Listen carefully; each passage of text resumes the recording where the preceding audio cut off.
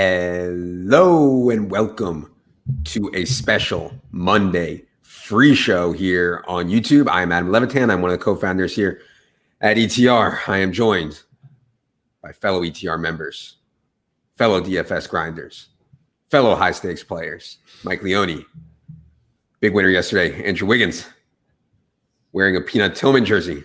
Wiggins, what's going on? Just cracked the celebratory non-alcoholic Heineken. Figured it, after a good day. Now I'm doing a stream. Let's get the NAs rolling early at 12:30. Yeah, Wiggins 50K win. I got it up on the screen. The lineup on the right takes it down with the hammer stack that ended up not being too owned. Yeah, you guys are just giving me crap for not getting you in on the sweat, but I was barely even sweating it myself. And the Kirk got his second touchdown late, which obviously helped Kyler as well, and then Lockett just continued to score. So it was a team that was just rocketing up the leaderboard late, and I didn't even quite realize it till the very end. But those are always the fun ones when you have a bunch of players and then it goes to OT and you just keep making more and more money. Yeah, I want to talk about yesterday's slate for a second because I think it was an outlier from a bunch of different angles. Like there's been weeks where it was predictable and the quote unquote chalk got there, but yesterday was an absolute outlier. I mean, our optimal on ETR, which, and by the way, if you guys don't know, optimal just means take our projections, which are on the site, and run them through an optimizer, scored 208 points. The optimal did 208 points, which is absurd. Like a lot of weeks, 208 points is good enough to win the Millie Maker. And then you get this situation where our optimal scores 208 and you need like 260 or 270 or something insane to win the Millie Maker. People are sending me their cash teams that scored like 250, 260. This is not normal. There is a lot of variance in one NFL football game, which is what makes NFL DFS, I think, such a great game. But Leone, as a contrarian player, I know you were tilted about how yesterday went. And I think there's at least a conversation to be had that as DFS has evolved, the play the best plays are actually the best plays more often than they were maybe 2, 3, 4 years ago, where people were playing what they thought were the best plays, but they actually weren't. And maybe now people are playing the best plays and they actually are more often. Have you thought about that at all? And what do you think about what happened yesterday? Yeah, I mean, I was tilted because you always tilt when you lose, no matter what. There's, you just have to on a Sunday, or at least me and Drew have to while you guys watch us tilt in Slack. But at the end of the day, I mean, for me, the way I play slates like that, when the chalk completely hits, they're probably not going to be slates that I win. And I think FanDuel is probably a little different than DraftKings, and I've been playing mostly on DraftKings. I came dead last in the Thunderdome, but I really like the ownership I got, and I was almost glad that what I played flopped while the chalk massively hit anyways, because even if what I played hit, I probably wasn't winning. And it's tough for me doing the projections to see our cash optimal score 208. You must think I'm happy, but over here I'm not super happy. But as far as the meta game with games not being owned, I think the outlier slate with it being so easy to identify the chalk, Wiggins and I talked about this a little bit on Wake and Rake in the morning. I think people, when there's 4 or 5 really good values and there's obvious values at a bunch of positions, I think they end up maybe getting away from stacking as much as they should, or they really try and get Davante Adams and the chalk running backs in. So as a result, I wasn't totally shocked the late night hammer game was under-owned. With DeAndre Hopkins, he's going to come in less ownership than Davante Adams. Are people really going to pay up and double stack it? And for whatever reason, Kirk wasn't getting a ton of buzz. So I thought Wiggins' lineup was pretty sharp. I was surprised to see Lockett so low. That was the one guy I thought would be chalky from there. I thought Metcalf would be a lot lower owned, and they ended up coming in at virtually the same ownership, even though Lockett was cheaper. Yeah, just one quick note on that and the ownership and Davante Adams. I mean, he was 30% on both sites and Hopkins came in around 10 on both. So you're getting a third of the ownership. We had them projected like 1 point apart. So I didn't play much Adams in tournaments because I thought it was just a really clean pivot to a guy who's going to have way less ownership, was in a great game environment. And then it sucks, of course, when Davante goes for 202 in the 1 p.m. games. Yeah, for sure. And I think, as the game of DFS evolves, more people are thinking about ownership. And I know people just want to say, well, the public's always just going to play the best plays and it's going to be really weighted towards the chalk quote unquote options, but you see more and more people getting FPS and they think the goal of the game, shout out to Peter Overzet and Leone, they think the goal of the game is to get the lowest ownership, and you're printing Sklansky bucks. And maybe you are printing Sklansky bucks. It's going to be a much more high variance. You're going to finish last in the Thunderdome, as Leone did yesterday at times, and you're going to finish first, hopefully, at some point. There's not going to be, I think, as much in between. But yeah, it's just something to think about for sure. And yeah, I think, again, yesterday was unique, I think, because so many of the injuries happened after the salaries were released. Like, we didn't know Mixon and Aaron Jones and Austin Hooper and all these guys were going to miss until after the slate already after the salaries were already locked. So yeah, I'm not on my high horse. There was good chalk too. I played a ton of Jamal Williams. It was just an egregious price tag, and you can lock in those guys. I didn't play as much as Giovanni Bernard because I thought there were more threats to his workload. He ended up getting the perfect workload, and it ended up being kind of a strange slate where running back didn't matter a ton because everyone kind of capped out around 20 points. So you see Wiggins had 3 guys around 20 points. The ownership on those guys was high, but it didn't really matter because, no one that was low owned beat those guys. I think those were basically, James Robinson, I guess, had a really big game. But other than him, I think everyone kind of capped out at 20 points. Yeah, I think on FanDuel, too, I'm more willing to eat the chalk at running back because often they'll have running backs that are such standout plays there. And if you start getting off of them, you end up giving up a lot of projection points. Whereas DraftKings, usually there are more running backs in play and you can rotate through them a little bit easier. It's definitely harder to play the wide receiver and flex on FanDuel for those reasons. The half PPR scoring, the 100-yard bonus, those all tilt the favor towards running backs who maybe might not get the bonus, but they're going to get the touchdown equity. Yeah. And I think one thing that we'll see is that the field is going to be reactionary to this. They're going to say, I can just play my cash game lineup in GPPs and I'm just going to play the best plays. And I think we'll see in weeks going forward, specifically next week, and I haven't looked at the slate yet at all, but I would assume that the quote unquote best players are going to be even more owned in tournaments and creating even more of a reason to try to find leverage on it, which we'll continue to talk about throughout the week on the site. Okay, enough about yesterday. This is a forward-thinking show. The showdown slate tonight is Bears-Rams. And we've had some really wild showdown games and slates lately with really good offenses. I know Giants-Eagles may not fall into that category, but there were some really wild showdown slates. This one, I think, is 2 of the better pass defenses in the entire league. And we also have kind of ambiguous situations all over. And like, if this was a full slate, I don't think I would have played anybody from this game. I think this game would have just been like a full fade for me. So Leone, this is an interesting showdown slate in that there really aren't any quote unquote good plays. Now, I don't think anybody's gonna be excited to literally play anybody on this entire slate. Yeah, you're forcing the entire field to embrace defense doesn't matter on this slate because, as you said, nobody here would have a matchup that would stand out and you'd say, oh, you got to play this guy on the main slate. So a lot of it is just going to come down to volume and workload.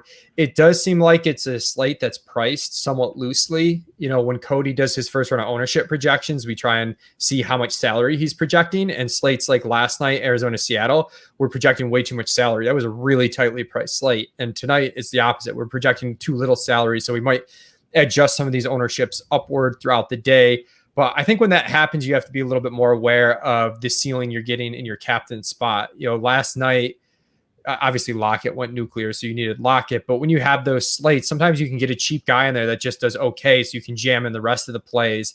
Tonight, I don't know if that's going to work. If you're playing a cheap guy in captain, he needs to have a legitimate ceiling, not just someone who's going to go 4 for 40 and let you jam in everybody else. Mm-hmm. I want to mention injuries on this slate, which again, there aren't that many, and that's creating this situation where there aren't that many plays that we actually want to do. The Bears are clean in terms of injuries. Of course, Tariq Cohen is out. We'll get to that. Tyler Higbee, I think, is the big story on the Rams side. Hurt his hand last week, went DNP, and then limited. Pretty scary.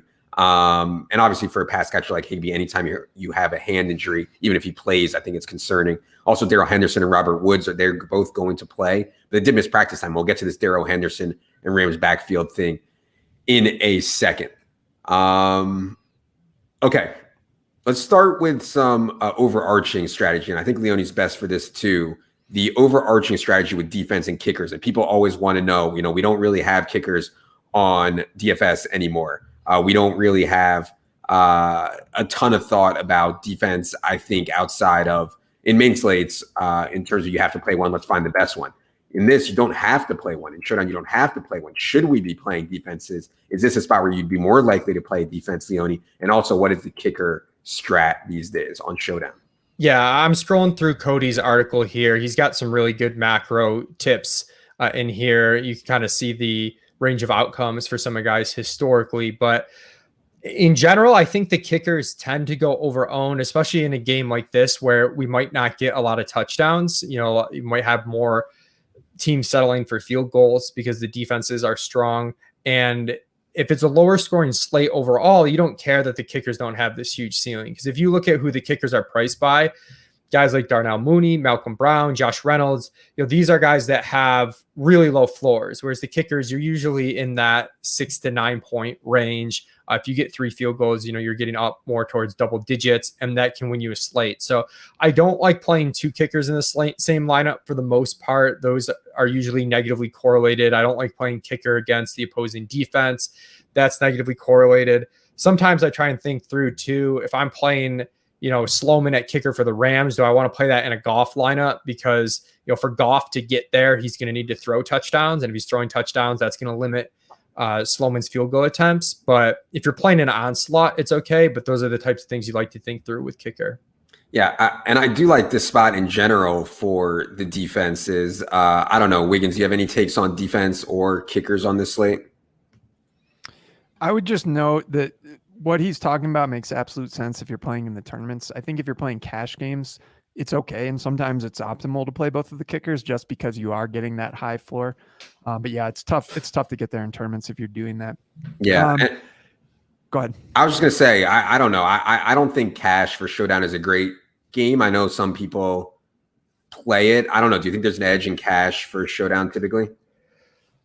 It depends on the slate for sure. And I like what I'll do if I'm going to play is usually get some heads ups out there. And oftentimes if I can sell heads ups, I feel like those games are pretty good. If you're getting into like 10-man 50-50s, you can have like 6, 7 people have the same lineup, and that doesn't seem like a lot of edge to me.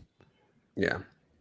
Yeah, I think structurally, if you play both quarterbacks, as Wiggins said, the kickers do have a higher floor. And that's kind of what I was pointing out with the receivers in a low scoring slate. The kickers relatively actually do have a higher floor. So in cash, it makes sense to optimize that. In tournaments, it doesn't, because the chances of both kickers being in the optimal aren't high. But when you're optimizing on median outcome, that makes sense to me to play the kickers. You want to play dual quarterback almost all the time. You'll see our base quarterback projections are generally the highest. This is a weird slate where Allen Robinson has such a high target share and Foles offers nothing in the rushing department, that Robinson actually has a higher overall projection than his quarterback. So this one gets a little bit weird, but for the most part, the median projections on the quarterbacks are way higher than almost any of the skill players, except for maybe some workhorse running backs.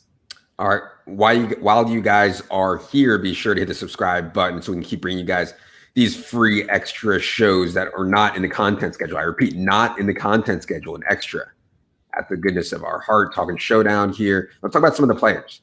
Allen Robinson, I think the big question is everybody knows about Allen Robinson's usage. You could argue Allen Robinson this year has had top 3 usage among all wide receivers in the entire NFL. However, you could also argue this is his toughest spot to date, as he will almost certainly be shadowed by Jalen Ramsey. I think that in games where Nick Foles plays well, it's really hard for me to see him doing it without Allen Robinson. I don't know if Foles, Mooney, Miller lineups make sense, although I'm sure Leone is going to tell me that anything with Foles and not Robinson is unique and therefore a good lineup. But I'm talking about actually makes sense stuff. Wiggins, what do you think about Allen Robinson tonight? And then we'll go to Leone for the Galaxy Brain stuff. Yeah, I mean, Allen Robinson is one of the guys in the league who's just has the highest floors of any wide receiver. It's pretty unbelievable, the market share that he has. I think people understand that, and the ownership's going to be really high. So I don't know exactly how to handle him in tournaments. I think, like Mooney is in the buy low model this week, and he's a guy that he's been missed on a few deep targets. So it's like, I think at one point they're going to connect on one of those. So he's a guy that intrigues me in tournaments. But man, it's hard to see Allen Robinson really failing. I guess he's got a tough matchup, but Yeah. I don't know. I mean, what do you think his floor is here? Yeah, no, I can see him failing, not failing, but I can see him with like 5 for 40 and stuff like that because Jalen Ramsey has been that good, and really this Rams defense is a run funnel. In other words, they have struggled against the run, but man, they have been absolutely lights out against the pass. Leone, what about lineups that include Nick Foles but don't include Allen Robinson? Yeah, I think the argument for those lineups is just if it's a lower type scoring type slate, and you mentioned A-Rob could go 5 for 40, you very easily, if Foles throws one, or even if he just throws one touchdown, he could be in the optimal lineup, and you're going to want him with whichever pass catcher catches the touchdown. So I don't think those lineups are crazy. I wouldn't do it in a cash setting. I probably wouldn't do it in single entry. One thing I kind of like for single entry, honestly, is fading Foles because he doesn't have that rushing upside. And, if you think this Rams defense is successful, a lot of times what happens is these concentrated offenses like the Bears, Allen Robinson and David Montgomery can get there without scoring touchdowns, just by gobbling up catches, hitting up yards, just limping to double-digit points purely on volume. And then Foles doesn't really get there because he's expensive. He doesn't score a touchdown. And the full point per reception scoring also makes it harder in a lot of scenarios for the quarterback to outscore the pass catchers unless he's spreading out multiple touchdowns.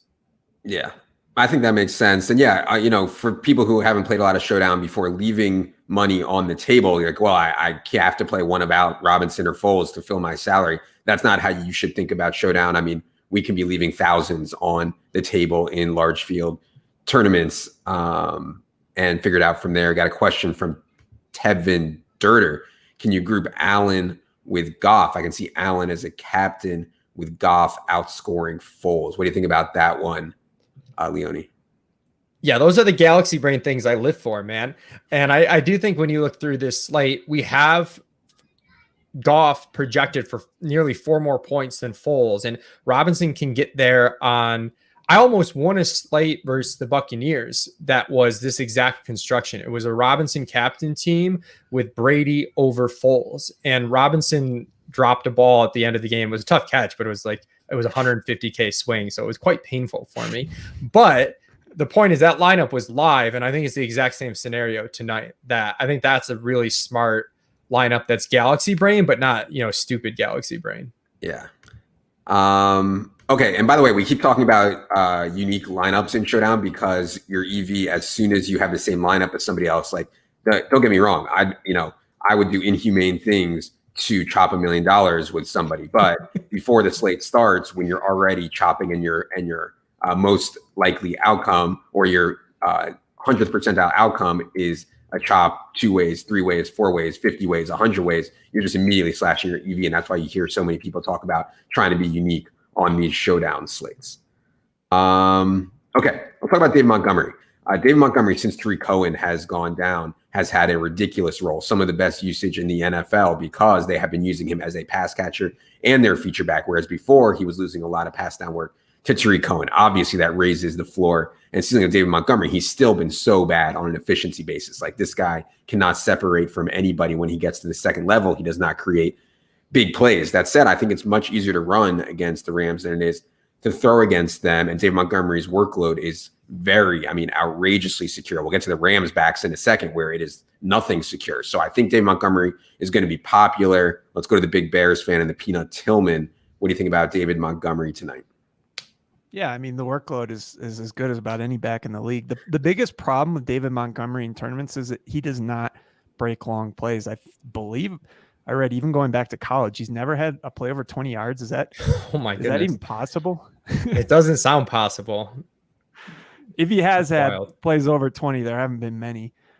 So, that's not ideal for tournaments, but look, he can rack up the catches. I don't know if he scored a touchdown yet this year either. He got vultured by Foles last week in a pretty unlucky spot, but I mean, he's due for some touchdown regression for sure. Yeah. And what do we have Montgomery's ownership at, Leone? Because I think he has to be one of the most popular players on the slate from a matchup and workload perspective.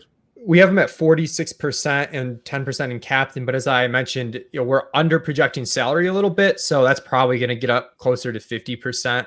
I do think Robinson comes in with more ownership. People just seem to really like to play that alpha receiver one.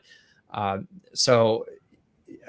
yeah, it's hard to not play at least one of Robinson, Montgomery, because the targets and the overall volume so condensed. I brought up I use this weekly volume sheet, and last week Montgomery had 19 out of 20 non-quarterback carries.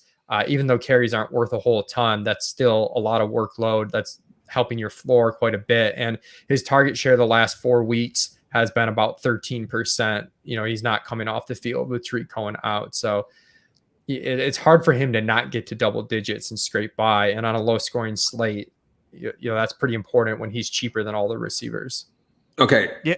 One note about running back is historically Nagy can do some weird things and go totally galaxy brain at times. And sometimes they haven't been doing it as much this year, but they'll work in Patterson and just do some weird things and have some plays for him. So I always like taking a few shots on him in these showdown slates when the Bears are involved, but I would not play him with Montgomery. I think you're hoping that he just steals a goal line touchdown.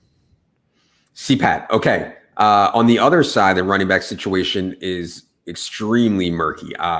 We have this situation where Cam Akers is healthy, but played 1 snap last week. And meanwhile, Sean McVay, alleged fake sharp, I don't know who would call him that, but alleged fake sharp, Sean McVay is using Malcolm Brown and is using Darrell Henderson. Now, Darrell Henderson has looked awesome. I mean, Darrell Henderson has looked like one of the best players on the field the last couple of weeks. And so I would think that Darrell Henderson would continue to be the starter, but his price gap between him and Akers, and listen, it's a leap of faith to say that they're going to go with Akers tonight. Akers is going to play more. We could see another 1 snap game from Akers.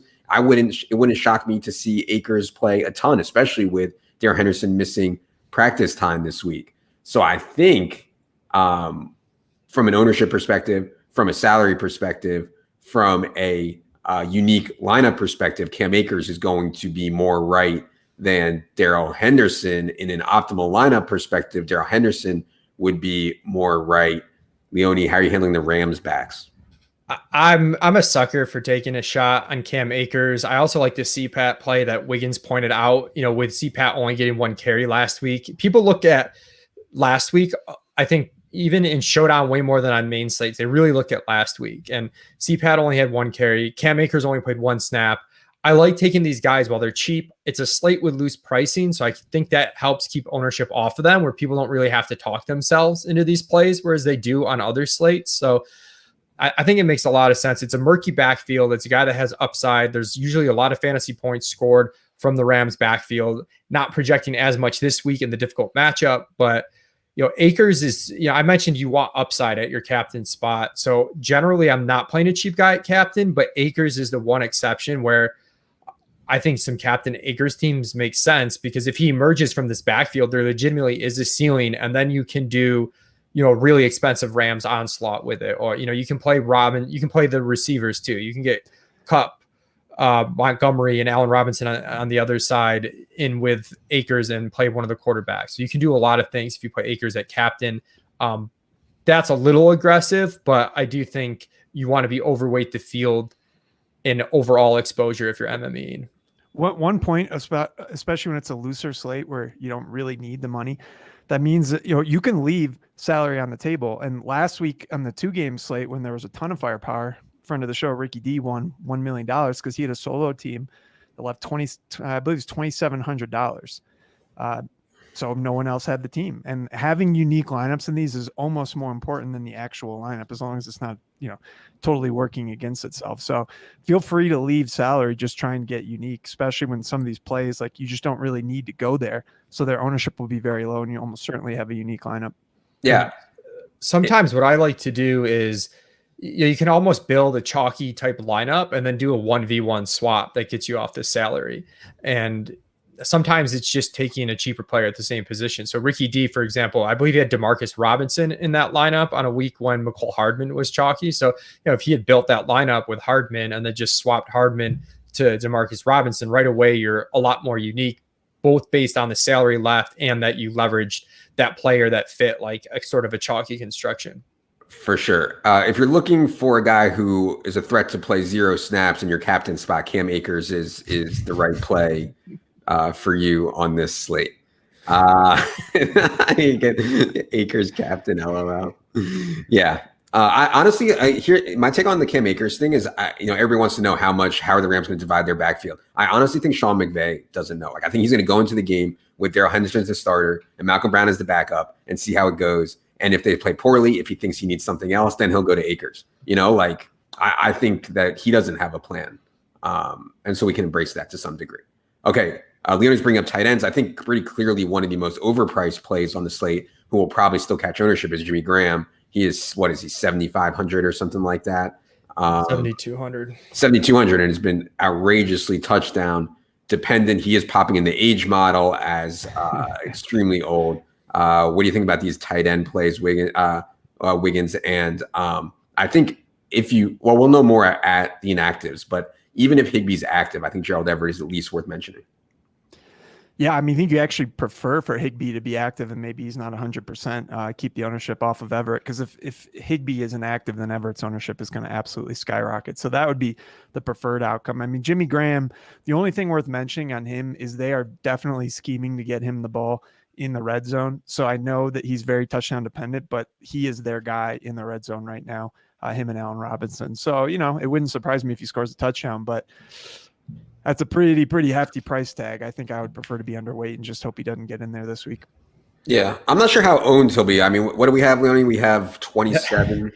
Yeah, we have 28%. That was, we brought up on the main slate how it's getting to be a meta game where you're trying to determine the ownerships, and then people are pivoting off plays based on ownership. And I really don't like Jimmy Graham. I think he's pretty dusty, but Wiggins is right as far as scheming in the red zone. And if no one plays him because he's overpriced on a slate where salary doesn't matter that much, I don't know. I'm torn on Jimmy Graham. I'll probably be underweight, but I can see arguments for why he's a good play because he's a bad play.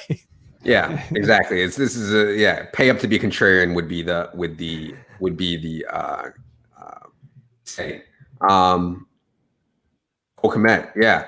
Cole Kmet's role hasn't really changed. I know he caught a touchdown and a couple balls last week. His role has been pretty steady throughout the whole year. I don't think it's really changing much at all. So, he's been around half the snaps for pretty much every single game this year. So, yeah, it is what it is at this point. I think with Cole Kmet, I don't have any take why he would be better or worse this week than any week before. He is saving you a ton of salary. Okay.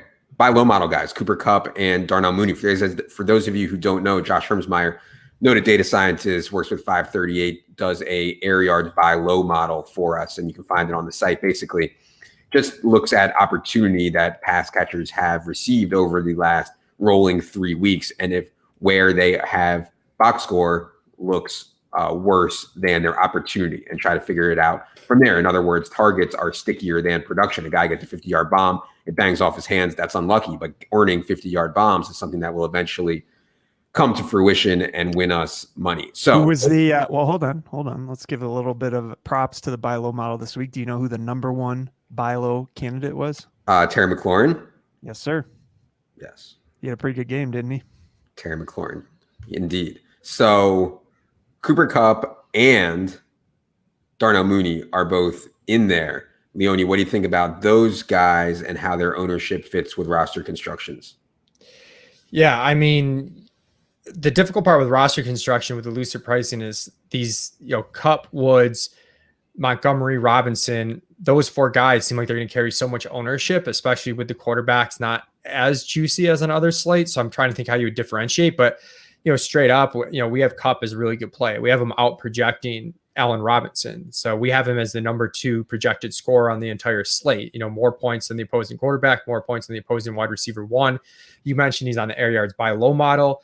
The one I'm interested in your guys' take, though, the one thing that's hard to project, we see these receiver pairings. We had Lockett Metcalf last night. We have Kupp Woods tonight. We've seen it with Julio Ridley at times where, we're trying to catch, who's kind of emerging as the one. And sometimes we end up chasing like the pass volume a little bit too much because it ends up evening out. If I look at, the last 4 weeks for the Rams, Woods has been about 21%. Kupp's been around 26%. We're projecting it much closer based on history there. Last year we saw Kupp have through 6 weeks or so, some of the best opportunity ratings we've ever seen for a wide receiver, and then it evened out. So I'm projecting that split to be a lot closer.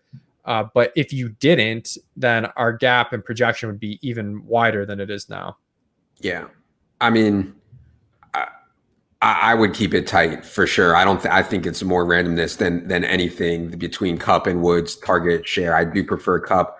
The way Kupp runs routes are easier against a tough defense. I think the complete passes, but also with Bob Trees, you get some of those jet sweeps that they run to him, 1 or 2 times a game. So yeah, I'm fine with both. I certainly prefer Kupp, but I think the field will prefer Kupp too. What do you think, Wiggins?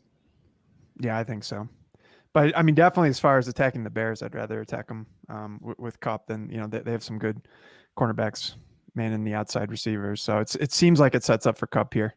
But yeah, I mean, I always look back to him last year as the perfect reason to not take small sample sizes too seriously, because he was like the number 1 receiver overall through the first 4 or 6 weeks of the season. It's like, okay, well, this is a new paradigm. Cooper Kupp is the best receiver in the league. And then he was pretty dusty for the rest of the season after that. So things ebb and flow in the NFL. That's the number 1 thing you have to remember. I mean, we saw it with DK and Tyler Lockett last night. Lockett probably had more points in the first quarter last night's game than the last 2 weeks combined. Yeah, for sure. And on Mooney is also in the buy low model. I mean, Mooney is the primary outside receiver. Anthony Miller, you could argue, along with Josh Reynolds, probably are 2 of the most underpriced plays on the slate as the number 3 receivers. But Mooney does have the role as a number 2, and he's getting these deep shots. I mean, he's kind of streaking down the field, similar to the Michael Gallup role where he streaks down the field. They throw him bombs. Big Dick Nick throws in bombs, and you hope for the best. And so that's how you end up in the air yards. By low model, I think Mooney is at least worth mentioning, as he won't see Jalen Ramsey's coverage. That will go to Allen Robinson. But yeah, Reynolds and Anthony Miller, from a just raw value perspective, are going to be the plays that I think people will gravitate towards. As they're a little bit sneakier. They're wide receiver 3s. They have lower floors, but the price on them is just so cheap, $2,800 and $2,200. Yeah, I thought early in the year it looked like Van Jefferson, we might see the rookie come in and take Reynolds' job. The target shares were pretty close. I think week 2, Van Jefferson even played more. So I was kind of thinking, the younger player, the rookie coming in, he's impressing, he's going to take over the job. And then since then, it's been pretty much all Reynolds. He's got nearly a 14% target share. He's playing 75% of the team snaps. Van Jefferson's only playing 13% of the team snaps. You never know with McVay, but Reynolds has pretty clearly carved out this wide receiver 3 role for the Rams. Yep. Okay, I do not have anything else. I wanted to remind everyone, if you're interested in trying out ETR, there are some promo codes for new users in the description below. Again, please hit the subscribe button so that we can keep bringing you guys these shows on the free side, extra shows on the free side. Boys, big showdown tonight. Leone, will you have 150 lineups firing off in there like an animal?